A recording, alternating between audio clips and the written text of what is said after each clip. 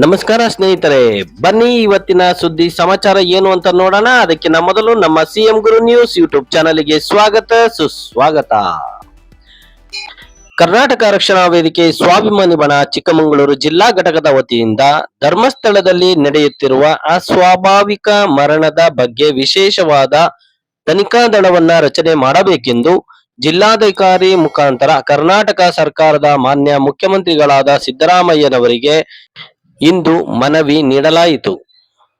ಜಿಲ್ಲಾಧ್ಯಕ್ಷರಾದ H Gurumurthy ಅವರು ಮಾತನಾಡಿ, ನಾವು ಧರ್ಮಸ್ಥಳದ ಮಂಜುನಾಥ ಸ್ವಾಮಿಯ ಭಕ್ತರಾಗಿದ್ದು, ಇತ್ತೀಚಿನ ದಿನಗಳಲ್ಲಿ ಧರ್ಮಸ್ಥಳದಲ್ಲಿ ನಡೆದಿರುವ ಅಸ್ವಾಭಾವಿಕ ಮರಣದ ಬಗ್ಗೆ ಸಾಮಾಜಿಕ ಜಾಲತಾಣಗಳಲ್ಲಿ ಬರುತ್ತಿರುವುದು ಮಂಜುನಾಥ ಸ್ವಾಮಿಯ ಭಕ್ತ ಸಮೂಹಕ್ಕೆ ನೋವನ್ನು ಉಂಟು ಮಾಡಿದೆ. ಧರ್ಮಸ್ಥಳದಲ್ಲಿ ಕಳೆದ 20 ವರ್ಷಗಳಿಂದ ನೂರಾರು ಅಸ್ವಾಭಾವಿಕ ಸಾವು ಮತ್ತು ನಾಪತ್ತೆ ಪ್ರಕರಣಗಳು ನಡೆದಿದ್ದು, ಈ ಪ್ರಕರಣದಲ್ಲಿ ಹೆಚ್ಚಿನ ಸಂಖ್ಯೆಯಲ್ಲಿ ಮಹಿಳೆಯರು ಮತ್ತು ವಿದ್ಯಾರ್ಥಿಗಳ ಸಂಖ್ಯೆ ಹೆಚ್ಚಾಗಿರುವುದು ಕಂಡುಬಂದಿರುತ್ತದೆ. ಆದ್ದರಿಂದ ಮಾನ್ಯ ಕರ್ನಾಟಕ ಸರ್ಕಾರ ಹಿರಿಯ ಬುದ್ಧಿಜೀವಿಗಳನ್ನ ಒಳಗೊಂಡ ವಿಶೇಷ ತನಿಖಾ ದಳವನ್ನ SIT ರಚಿಸಿ ಈ ಪ್ರಕರಣಕ್ಕೆ ಆದಷ್ಟು ಬೇಗ ಬಗೆಹರಿಸಬೇಕೆಂದು ಮಾತನಾಡಿದರು.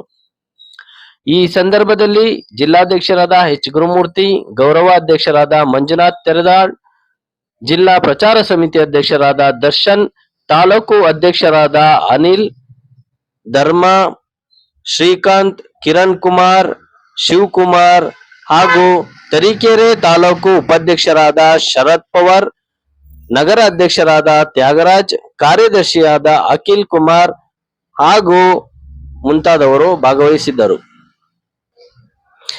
ಅಜ್ಜಂಪುರ ಬ್ಲಾಕ್ ಯುವ ಕಾಂಗ್ರೆಸ್ ವತಿಯಿಂದ ರೈಲು ಪ್ರಯಾಣ ದರ ಮತ್ತು ರಸಗೊಬ್ಬರ ಬೆಲೆ ಏರಿಕೆ ಮಾಡಿರುವ ಕೇಂದ್ರ ಸರ್ಕಾರದ ನಡೆಯನ್ನು ಖಂಡಿಸಿ ಪ್ರತಿಭಟನೆಯನ್ನು ಮಾಡಲಾಯಿತು. ಅಜ್ಜಂಪುರ ರೈಲ್ವೆ ನಿಲ್ದಾಣದಲ್ಲಿ ಮನವಿಯನ್ನ ನೀಡಿ ಗಾಂಧಿ ವೃತ್ತದ ಬಳಿ ಘೋಷಣೆಯನ್ನ ಕೂಗಿ ಪ್ರತಿಭಟನೆಯನ್ನ ಮಾಡಲಾಯಿತು.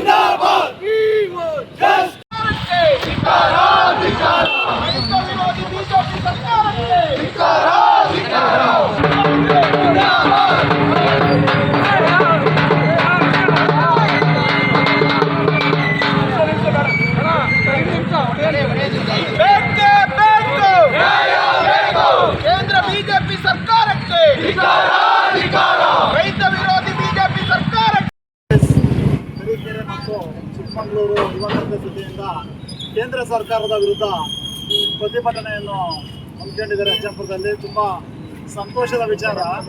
ಇದುವರೆಗೂ ಕೇಂದ್ರ ಸರ್ಕಾರದ ಅನ್ಯಾಯವನ್ನು ಖಂಡಿಸುತ್ತಾ ಬಂದಿರೋರು ಕಾಂಗ್ರೆಸ್ ಪಕ್ಷ ಮಾತ್ರ. ಬಿಜೆಪಿಯವರು ಅವ್ರ ಜೊತೆ ಮಿಂಗಲ್ ಆಗಿಬಿಟ್ಟಿದ್ದಾರೆ. ಅವ್ರ ಬಗ್ಗೆ ಮಾತಾಡೋಕ್ಕೆ ಬೇಜಾರಾಗುತ್ತೆ. ನಿರಂತರ ಸುದ್ದಿ ಸಮಾಚಾರಗಳಿಗೆ ವೀಕ್ಷಿಸುತ್ತೀರಿ ಸಿಎಂ ಗುರು ನ್ಯೂಸ್ ಯೂಟ್ಯೂಬ್ ಚಾನಲ್. ಧನ್ಯವಾದಗಳು.